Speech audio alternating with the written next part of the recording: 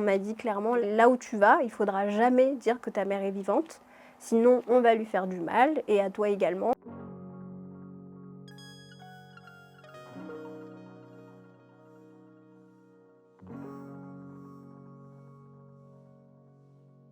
Alors il y a eu le décès de notre père. À sa mort, notre mère, elle s'est retrouvée isolée. C'était lui qui rapportait tout l'argent. Ma petite sœur et moi, nous étions les deux plus petites. Et notre mère, elle a tenté du coup de chercher de l'aide parce qu'elle ne travaillait pas. Un jour, je me souviens, on nous a réveillés en pleine nuit. On est arrivé devant un bus. Là, ma mère, je me souviens qu'elle me dit que on part aux États-Unis et on va revenir. À l'époque, moi je conscientisais pas ce que c'était un orphelinat, mais du coup on a débarqué dans un orphelinat.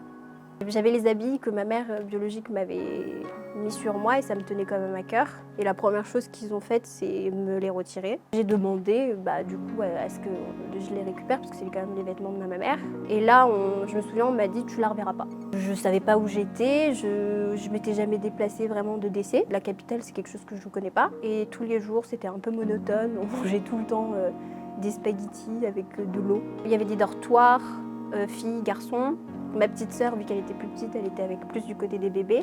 Moi, j'étais plus du côté des grands. Et puis un jour, ça a été mon tour. On m'a réveillée en pleine nuit avec ma petite sœur. On nous a habillés de vêtements chauds. Je pense que du coup, on part aux États-Unis comme ce qui a été dit. Et il y a un couple que je vois au bout et qui en gros qui est hyper ému, on voit avec des peluches.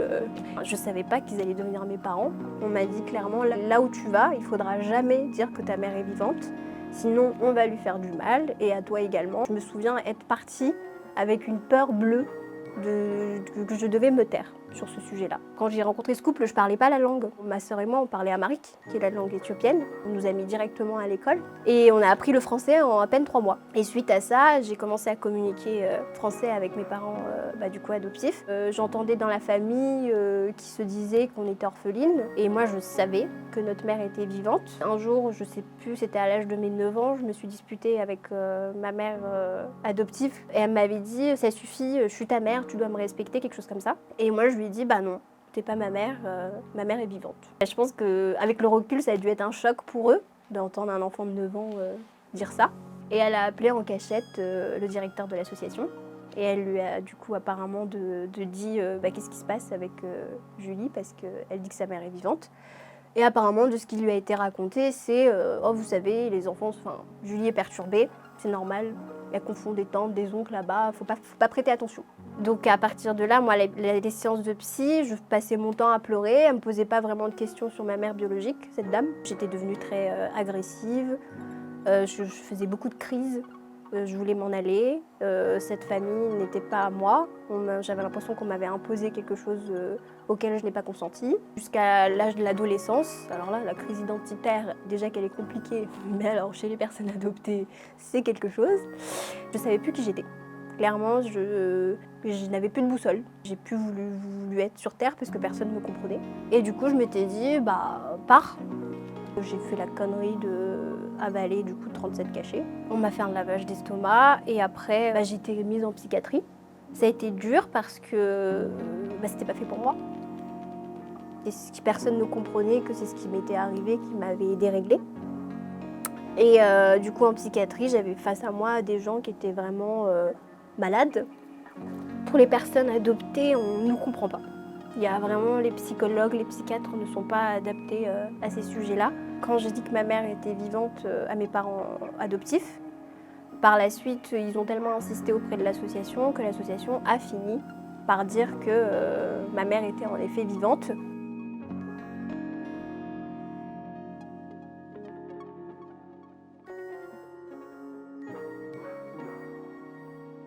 Il y a 2-3 semaines, je suis partie pour la première fois en Éthiopie. On avait déjà échangé par visio avec ma maman.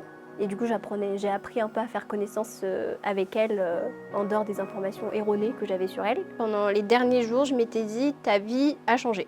J'appréhendais beaucoup, surtout les frères et sœurs, parce que je m'étais dit, peut-être le lien s'est brisé.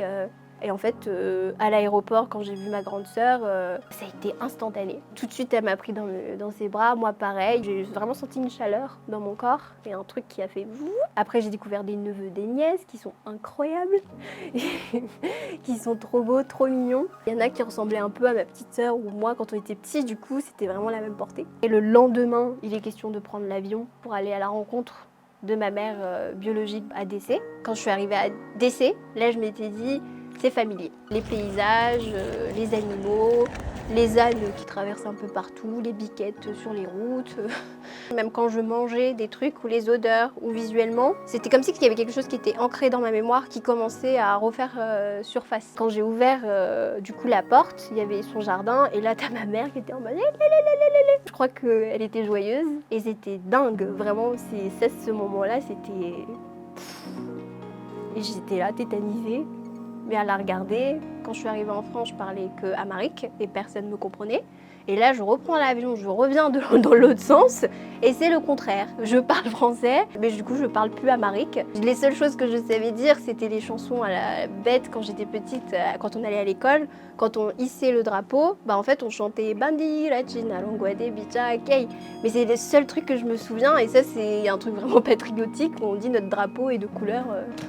À Longuade, c'est vert, Bicha, jaune et Kei, rouge. Et c'était les seuls mots que je savais dire.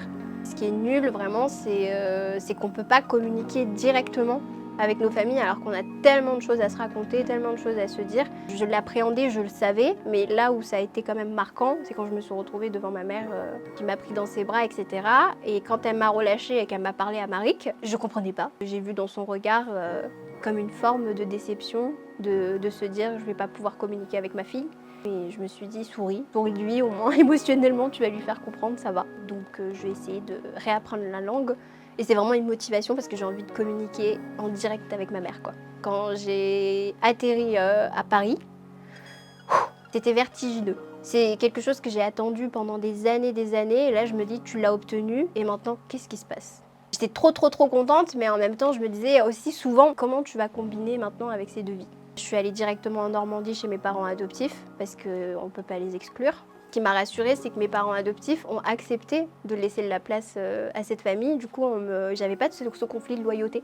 Ma mère adoptive, j'appréhendais beaucoup sa réaction. Et quand je lui ai dit que j'allais naviguer entre les deux pays, elle m'a regardée et elle me dit « je me doutais qu'un jour tu allais dire ça ». Mais elle l'accepte, donc c'est chouette. Moi, j'ai toujours enfermé Sarah. J'ai voulu prendre Julie pour avancer. Et aujourd'hui, je me prénomme Julie Sarah.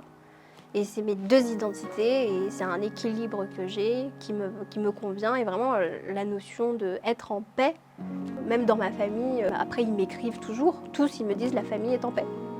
Ma mère adoptive, elle me le dit, maintenant tu vas pouvoir avancer, accomplir de belles choses sans avoir ce stress, ce poids que tu avais sur toi.